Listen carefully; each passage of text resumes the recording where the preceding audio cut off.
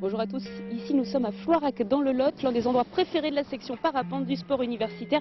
Regardez, décollage. Allez, on reste debout. Ouais, très bien.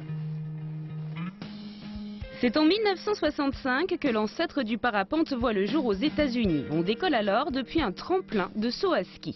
Dans les années 70, la discipline arrive en France et puis en 85 apparaît la première aile spécifique au parapente, une voile qui reste sensiblement la même aujourd'hui et qui est bien différente de celle d'un parachute. On reverra le réglage sur le vol suivant. Pour le moment, tu t'occupes de l'atterrissage. Voilà, ça c'est les deux parties qui vont être cousues ensemble. Après, par l'intermédiaire de cloisons ici qu'on voit là. Regardez même à l'intérieur du profil. Donc le profil, une fois qu'on va lui donner de la vitesse, il va se remplir d'air. L'air va voyager à l'intérieur, ça va lui donner une forme d'aile.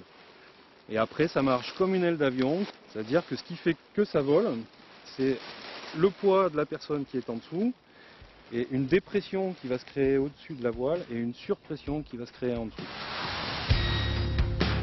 Seul un vent trop fort ou la pluie peuvent empêcher le vol. Le parapentiste recherche avant tout les thermiques, des courants d'air chaud qui permettent de prendre de l'altitude et donc de rendre le vol plus attrayant. Pour les repérer, l'observation des oiseaux est primordiale puisque ceux-ci planent dans ces fameux thermiques. Un thermique, c'est une bulle d'air qui s'est échauffée au contact d'une surface au sol et qui part dans la masse d'air, qui s'élève dans la masse d'air. Et à nous d'essayer de la détecter et de rester le plus longtemps dedans. C'est-à-dire on essaye de tourner dedans pour en profiter le plus longtemps possible. En compétition, le parapente se décline sous plusieurs formes. On retrouve des disciplines de distance, compétition de distance. Les pilotes vont devoir effectuer un parcours, faire soit la meilleure distance, soit le meilleur temps sur une distance donnée. Et ensuite, on a des compétitions de voltige, où là, les pilotes sont notés sur des figures acrobatiques. Ça se passe au-dessus de l'eau en général. Et voilà, ce sont les deux disciplines en compétition pour le parapente.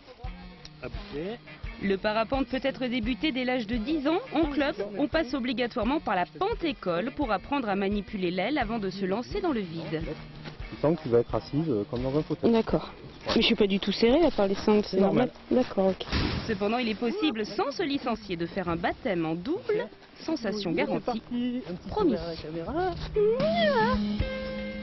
Waouh. On va relever les genoux vers la figure là.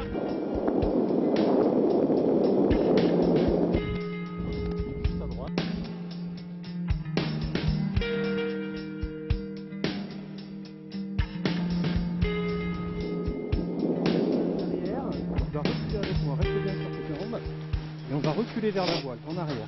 Tourne-toi vers la voile, carrément. C'est génial. Il n'y a rien d'autre à dire. C'est génial, il n'y a rien d'autre à dire, effectivement. Le geste technique du jour, le décollage en parapente. Donc on va avoir une phase de gonflage que Philippe va nous effectuer. Voilà. Une phase de contrôle de la voile et une phase d'accélération. Et c'est parti.